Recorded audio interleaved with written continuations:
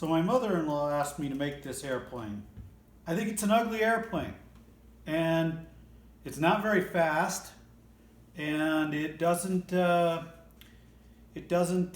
carry a lot of weapons, and it's not very versatile in a way of how it fights. But it's extremely versatile for one thing. It can angle its engine straight down at the ground.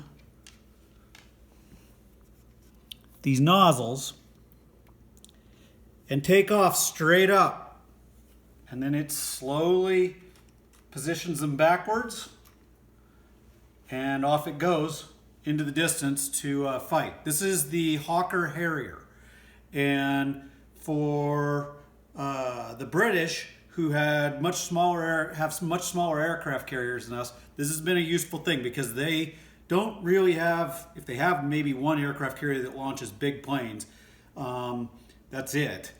They don't have the big ones like we do that are 5 acres long. And so they can't have the type of planes we do, so they need one that with planes that lift straight off. This is a very small plane. It can carry some ordnance, but it's just not near as big as, say, the F-18.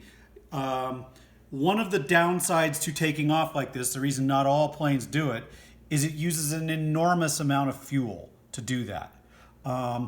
This plane will take off in a much shorter runway. It has these little doilies out here. It has to have very small landing gear because it's got to be very lightweight. And these keep it from tipping over when it's moving at slow speeds. But it will sometimes tip these things, the engine nozzles, just slightly, so it's moving forward and it's pushing it upward. So it can take off in a short distance. Anyway, that's the Harrier.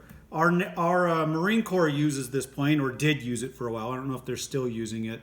The British use it. A few other navies use it. The British developed it first, but it's been redeveloped multiple times, and it's quite a bit more powerful than it was in the 60s when they first came out with it.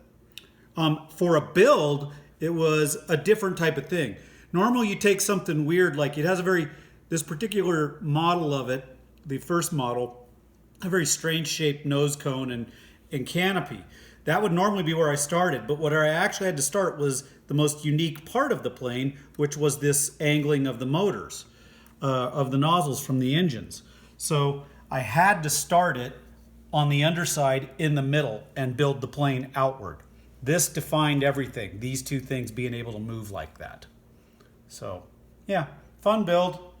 Yeah, that's it. Harrier. Good job, Boo.